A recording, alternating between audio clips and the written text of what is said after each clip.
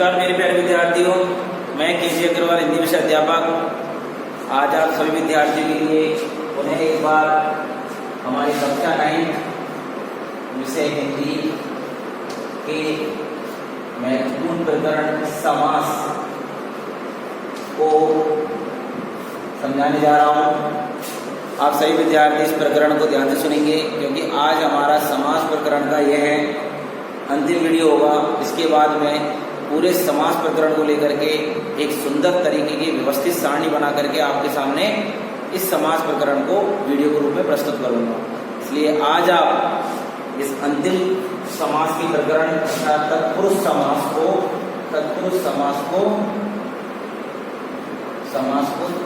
बहुत ही ध्यान से सुनेंगे। इससे पहले मैंने आपको अविभाव समास, द्वंद्व समास, द्विगु समास, बहुब्रीहि समास, कर्मधारय समास कंप्लीटली कर दिए हैं। यस, तो आइए समय खराब किए बिना शुरू करते हैं हम आज की इस वीडियो में समास में तत्पुरुष समास का प्रकरण। सबसे पहले लिखिए आप परिभाषा लिखिए। वे समस्त पद जिसमें उत्तर पद प्रधान होता है। वे समस्त पद जिसमें उत्तर पद क्या होता है? प्रधान होता है। वे समस्त पद जिसमें उत्तर पद अर्थात दूसरा पद प्रधान होता है एवं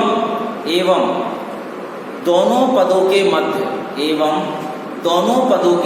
अर्थात प्रथम एवं द्वितीय पदों के मध्य विभक्ति चिन्हों का लोप हो जाता है। एवं दोनों पदों के मध्य विभक्ति चिन्हों का, याद रखना, विभक्ति चिन्हों का लोप हो जाता है। विभक्ति चिन्हों का लोप हो जाता है उसे, वेरी गुड, उसे तत्पुरुष समास कहते हैं। उसे क्या कहते हैं मेरे प्यारे विद्यार्थियों? तत्पुरुष समास कहते हैं। परिभाषा आप लोगों ने लिखी होगी।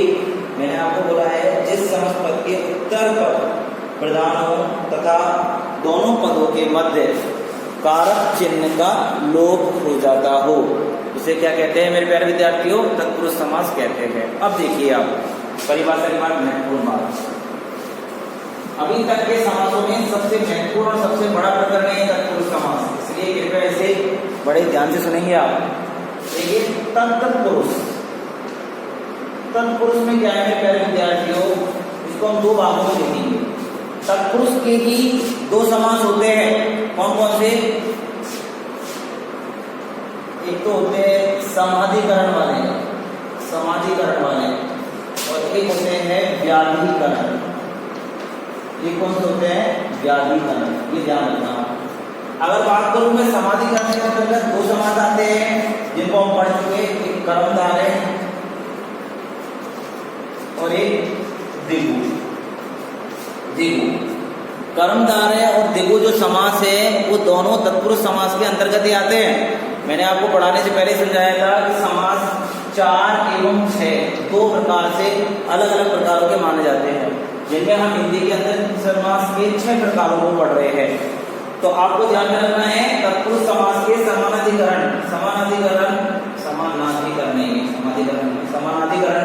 के अंतर्गत कर्मधारय द्विगु समास को शामिल किया गया है। बाकी जो व्याधिकरण है उसे हम इस प्रकरण में पढ़ेंगे। Okay, clear? यस। अब सुनिए आप कि तत्पुरुष समास के व्याधिकरण में कौन कौन से प्रकरणों को पढ़ेंगे, कौन कौन से टॉपिकों को पढ़ेंगे। तो इसमें क्या बताओ? तत्पुरुष समास में हम ज्यादातर कारक चिन्हों के साथ प्रयुक्त होने वाले सामासिक पदों को इसके अंतर्गत पढ़ते हैं। कारक चिन्हों में आप जानते हो जैसे हमारे कर्ता कारक, कर्म कारक, कर्म कारक, संप्रदान कारक, अपादान कारक, संबंध कारक, अधिकरण कारक और संबोधन कारक। इस तरीके से हमारे 1 2 3 4 5 6 7 8 के ये कारक होते हैं, जिनमें से हम पहले प्रकार को और अंतिम प्रकार को, मतलब कर्ता को, संबोधन को, इस समास को ध्यान में रखते हुए नहीं पढ़ते। बाकी 6 कारकों को, अर्थात कारकों के 6 प्रकारों को हम इस समास के अंतर्गत पढ़ते हैं। बहुत पोस्ट बात बता रहा हूं आपको। ऑब्जेक्टिव क्वेश्चन बन सकता है कि कारकों के कौन से चिन्ह में से किस प्रकार के चिन्ह को तत्पुरुष समास के अंतर्गत नहीं पढ़ा जाता। तो आपको ध्यान में रखना है मेरे प्यारे विद्यार्थियों, कर्ता कारक और संबोधन कारक को तत्पुरुष समास के अंदर नहीं पढ़ा जा रहा है। तत्पुरुष समास के अंदर हम किसको पढ़ रहे हैं? बाकी 6 प्रकार के कारकों को पढ़ रहे हैं। यस, मैंने आपको परिभाषा बताई थी, परिभाषा क्लियर करी थी। अब आप ध्यान रखना कि विभक्ति चिन्ह क्या होते हैं। तो विभक्ति चिन्ह होते बेटाओ कि जो 2 शब्दों के बीच में उसकी मध्यस्थता का कार्य करते हैं, अर्थात जोड़ने का, तोड़ने का, उनको संबंध स्थापित कराने का। तो इस तरीके का जो कार्य करने वाले जो 2 प्रधान और प्रधान और उत्तर शब्दों के जो मध्य जो चिन्ह होते हैं, उन्हीं चिन्हों को विभक्ति चिन्ह बोलते हैं। जिनमें जो जो चिन्ह शामिल है, मैं उन चिन्हों के नाम आपके सामने लेने जा रहा हूं। जैसे कर्म कारक के अंदर आता है को, कर्म कारक के अंदर कौन सा आता है? को। कर्म क्या आता है? से, और इसके अंदर के द्वारा भी आता है, से और के द्वारा। इसके अंदर आता है के लिए, इसके अंदर आता है से। अब देखो ये से और ये से, इन दोनों में अंतर है। ये से आता है अलग करने के लिए, अलग करने के लिए आता है किसी वस्तु को, किसी व्यक्ति को, अर्थात प्रधान और मध्य जो 2 हमारे शब्द होते हैं उनको अलग करने का काम आता है। संबंध का, के, की, इस प्रकार के विभक्ति चिन्ह आते हैं संबंध में। अधिकरण में, पर, बोलते पेड़ पर कबूतर बैठा है, पेड़ पर, मैंने कहा गुफा में हाथी है, तो में, तो इस तरीके में, पर, का, के, की, से, के लिए, से के द्वारा, को, ऐसे चिन्हों का इस समास के अंतर्गत प्रयोग किया जाएगा।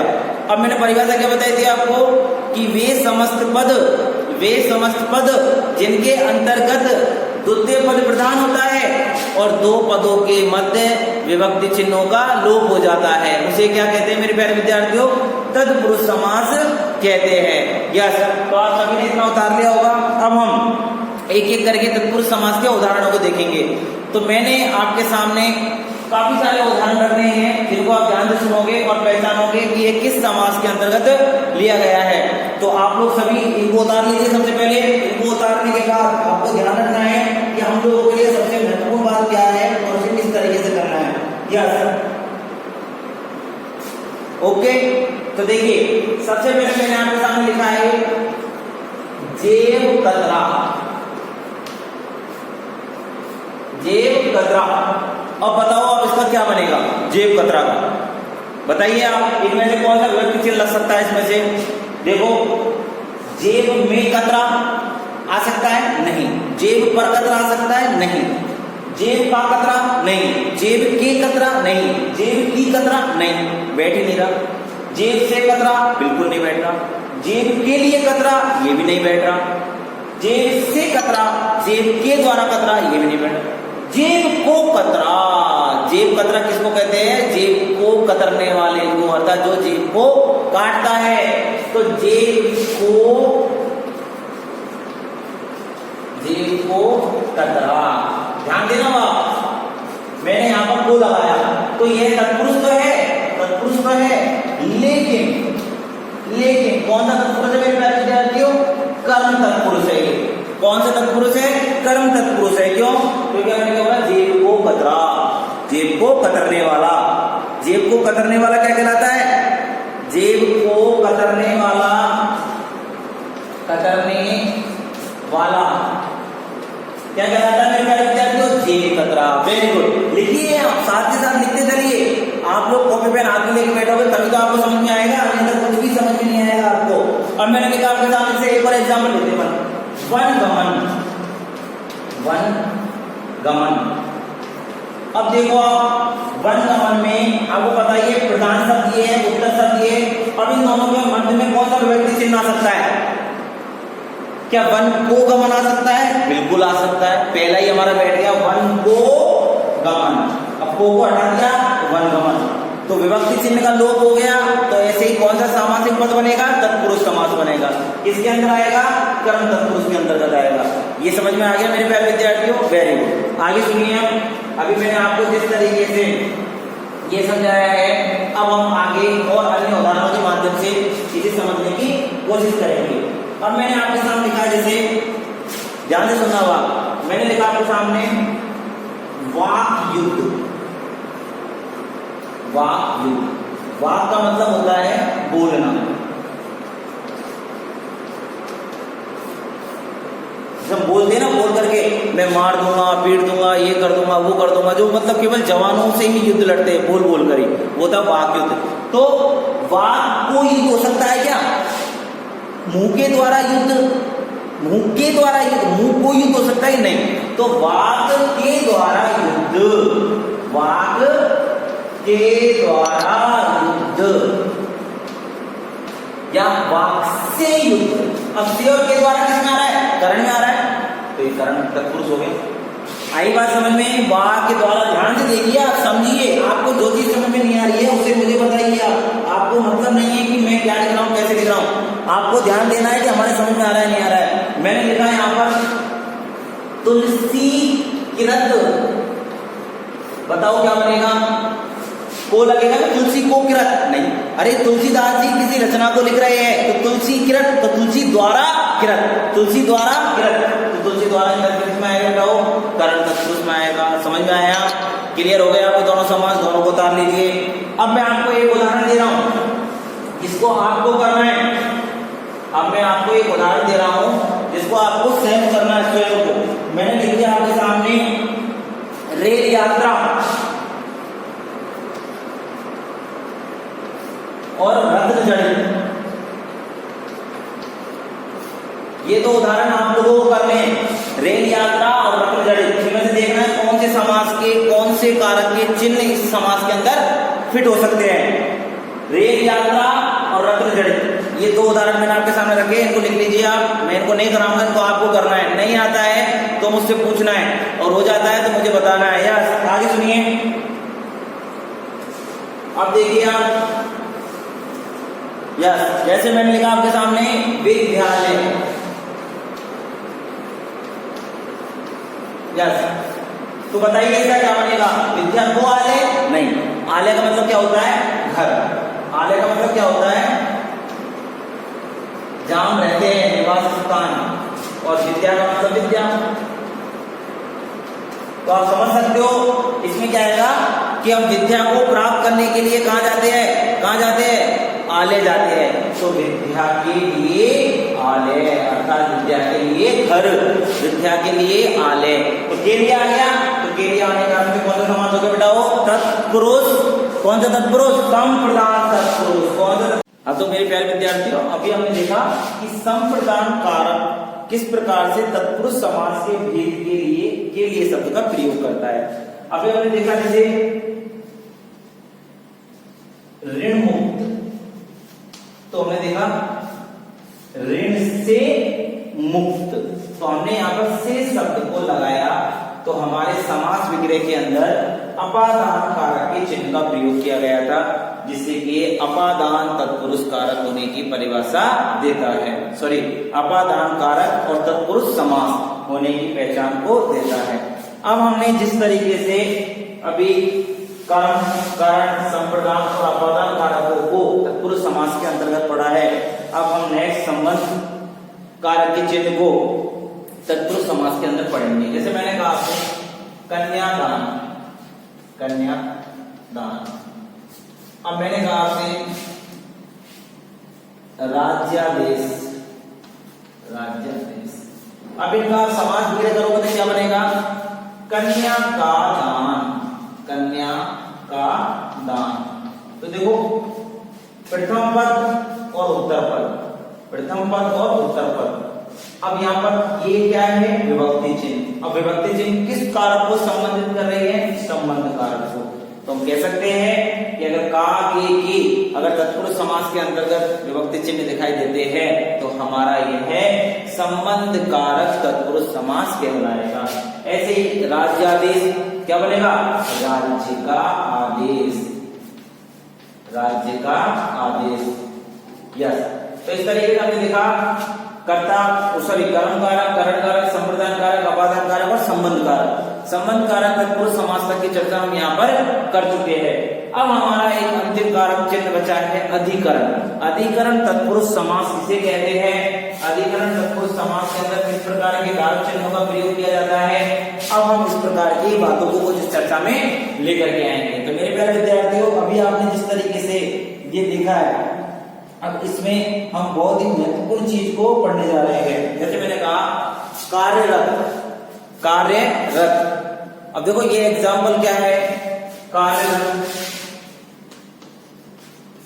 यस, इस एग्जाम्पल को देखो आप, कार्य में रत, कार्य में रत,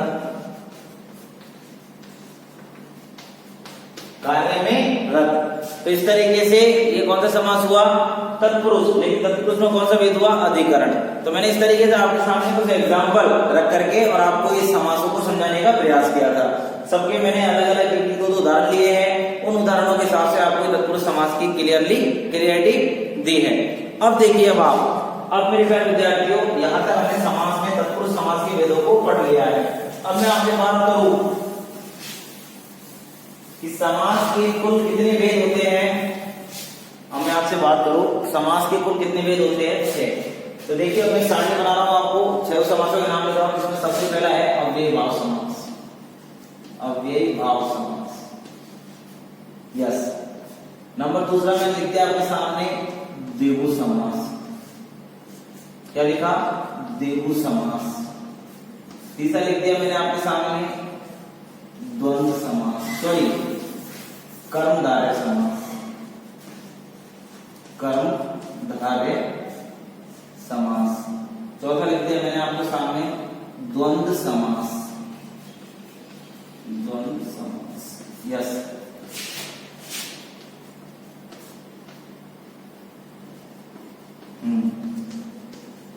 अब मैं लिख रहा हूं आपके सामने, नंबर 1 हो गया अव्ययी भाव, नंबर 2 द्विगु, नंबर 3 कर्मधारय, नंबर 4 द्वंद्व और नंबर 5 बहुव्रीहि समास, बहुव्रीहि समास। और नंबर 6 मैंने आपके सामने लिखा है तत्पुरुष समास, तत्पुरुष समास। अब देखो, आपको बहुत ही महत्वपूर्ण चीज बताने जा रहा हूं। अभी यहाँ पर हमने इन समासों के नाम लिखे हैं, समासों का एक चार्ट बना रहे हैं। इस चार्ट में आप लोग कभी गलती नहीं करोगे समासों में, समासों को पहचानने में, समास विग्रह करने में।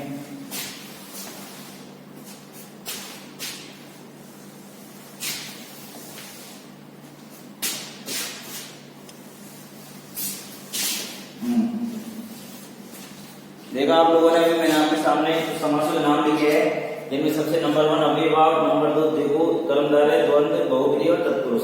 अब देखिए मेरे प्यारे विद्यार्थियों, इन समासों में हम बात करें तो सबसे पहली चीज क्या है? अव्ययी भाव समास में प्रथम पद अव्यय होता है। मतलब प्रथम पद अव्यय होता है।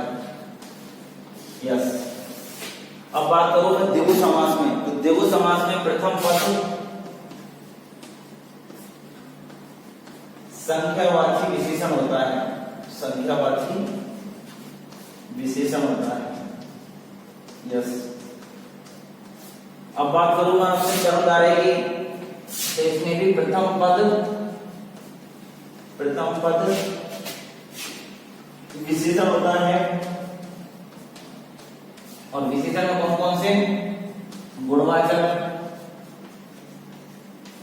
परिमाणवाचक और सार्वनाम। और कौन सा विद्यार्थियों? सार्वनाम। अब बात करूं मैं द्वंद्व समास की, तो द्वंद्व समास में दोनों ही पद प्रधान होते हैं। और इसमें सबसे बड़ी ट्रिक क्या है देखने की, कि इसमें लगभग विलोम शब्द का बोध होता है। विलोम, इसका बोध होता है विलोम। विलोम से मिलते जुलते होते हैं, जैसे मैंने बताया वो दिन रात, सुबह शाम, ठीक है, इस इस तरीके के शब्दों का प्रयोग होता है। बहुब्री, बहुब्री में हम जानते हैं अन्य पद प्रधान होता है। इसमें अन्य पद प्रधान होता है, मतलब इसमें कोई लेना देना नहीं है प्रथम पद और द्वितीय पद से, मतलब पूर्व पद और उत्तर पद से कोई मतलब नहीं है। यहाँ पर अन्य पद की प्रधानता होती है। यस। फिर बात करोगे तत्पुरुष समास की, तो तत्पुरुष समास के अंदर आपने देखा दूसरा पद प्रधान होता है, मतलब उत्तर पद, उत्तर पद प्रधान होता है। यस। इस तरीके की बातें हमने रख दी थी, ठीक है। अब हम बात करें इनके उदाहरणों की, तो अव्यय भाव समास में मैंने क्या देखा कि अव्यय प्लस संज्ञा, अव्यय प्लस संज्ञा, अव्यय प्लस संज्ञा। तो हमने जैसे रखा था, मैंने रखा आपके सामने यथा शक्ति, तो इसका क्या करोगे आप, शक्ति के अनुसार, शक्ति के अनुसार। अब देखो यहां पर शक्ति हो गया प्रथम शब्द और अनुसार हो गया दूसरा शब्द। तो जो शक्ति शब्द था वह हमारा अव्यय है। इसमें अव्यय का मतलब क्या होता है, जो लिंग वचन कारक किसी के कारण से कभी भी ना बदले, लिंग वचन कारक का कोई प्रभाव नहीं पड़े। शक्ति पर प्रभाव पड़ता है क्या? अब शक्ति मैं लिख रहा हूं कि पुरुषों की शक्ति की दात दी जाती है। अब मैंने महिला के लिखा है, तो महिला की शक्ति की दात दी जाती है। महिलाओं की शक्ति हो चाहे पुरुषों की शक्ति हो, शक्ति शब्द तो दोनों के लिए सेम यूज हो रहा है ना। तो इस तरीके से हमने देखा कि प्रथम पद अव्यय है और यही प्रधान है। यस। फिर हमने पढ़ा द्विगु में, तो द्विगु में क्या देखा, संख्यावाची। जैसे मैंने लिखा तिरंगा, तिरंगा, तो इसमें क्या देखा हमने कि पहला शब्द आ रहा है तीन, तीन शब्द का बोध करा रहा है, विशेषण है संख्यावाची। यस। तो जैसे कि हम लोगों ने देखा अभी कि कर्मधारय समास के अंतर्गत हम लोगों को क्या उदाहरण रखना पड़ेगा। जैसे मैंने कहा आपके सामने कि कर्म को धारण करने वाला, अर्थात विशेषण तो होगा लेकिन संख्यावाची विशेषण के अलावा और कोई भी विशेषण हो सकता है उसमें, संख्यावाची विशेषण के अलावा और कोई भी विशेषण हो सकता है उसमें। जैसे मैंने कहा आपसे नील कमल, तो यहाँ पर नीला है जो कमल, तो विशेषण है गुणवाचक, गुणवाचक विशेषण है। तो इसलिए क्या है, गुणवाचक, परिमाणवाचक और सार्वनाम में कोई भी विशेषण का शब्द आपके सामने आए तो वह कर्मधारय के अंदर होता है। तो नीला और कमल, तो नीला शब्द यहाँ पर विशेषण है जो कि प्रधान शब्द है। बात करें द्वंद्व में, तो दोनों प्रधान रहते हैं। जैसे मैंने आपको बताया माता और पिता, माता और पिता। इस तरीके से आप एक उदाहरण एक एक परिभाषा की पॉइंट से याद रखिए, क्या पूरे याद रख सकते हो। अब बात करें बहुब्री की, तो बहुब्री में क्या होता है, अन्य पद प्रधान होता है, ना प्रथम होता है ना द्वितीय होता है। जैसे मैंने कहा आपके सामने लंबा है जिसका उदर, लंबा है जिसका उदर, मतलब लंबोदर, लंबा है जिसका उदर, इसका मतलब क्या है, लंबोदर। और लंबोदर किसको बोलते हैं, गणेश जी को। अब बात करें तत्पुरुष समास की, तत्पुरुष समास बताइए आपको 6 प्रकार के कारकों का इसमें प्रयोग किया जाता है, कोई सा भी लिख सकते हो आप। जैसे मैंने लिख दिया आपके सामने रसोई घर, रसोई के लिए घर, रसोई के लिए घर। ओके, इस तरीके से तो हमारे समास प्रकरण को आज हमने कंप्लीट कर दिया है। अब इससे संबंधित और कोई भी अन्य जानकारी आपको चाहिए तो आप मुझसे मैसेज कर सकते हैं। बिल्कुल निश्चिंत रहे, इसको पढ़े, अपनी कॉपी में उतारे। अब हम आगे उपसर्ग और प्रत्यय का प्रकरण कल से स्टार्ट करेंगे। धन्यवाद।